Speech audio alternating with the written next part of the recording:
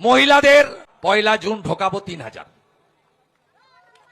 যুবকদের আমরা 1500 টাকাটা পাঠাবো 3000।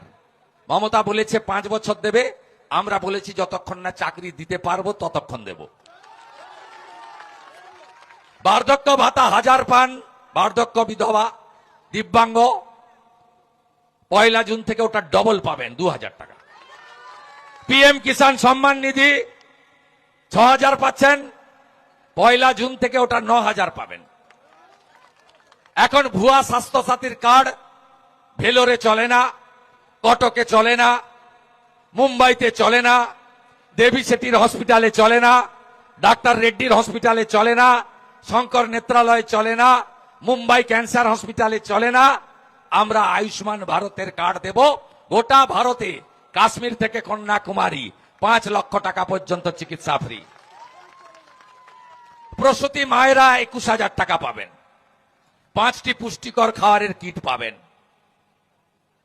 যারা পড়াশোনা করছেন মহিলারা, বোনেরা, কন্যারা গ্রাজুয়েট স্তরে এককালীন 50,000 টাকা, তাতে ল্যাপটপ কিনতে পারেন, ট্যাব কিনতে পারেন, বই কিনতে পারেন, কম্পিউটার কিনতে পারেন। 50,000 টাকা একসঙ্গে দেব। আর চাকরির বয়সে মমতা তো চাকরি দেয়নি, শিল্প তাড়িয়েছে। এই নন্দীগ্রামে 30,000 ছেলে বাইরের রাজ্যে কাজ করে, জানেন? নন্দীগ্রাম একে 18,204 জন ছেলে কোথায় কাজ করে জানেন?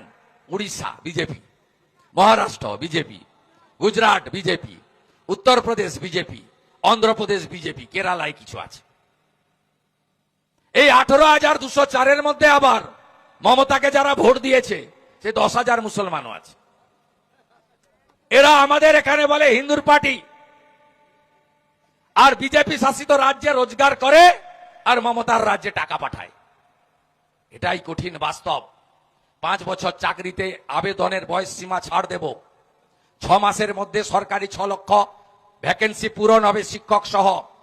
কার্বন কপিতে পরীক্ষা হবে, যা লিখবেন 1 কপি বাড়িতে নিয়ে আসবেন, কেউ নাম্বার চেঞ্জ করতে পারবে না।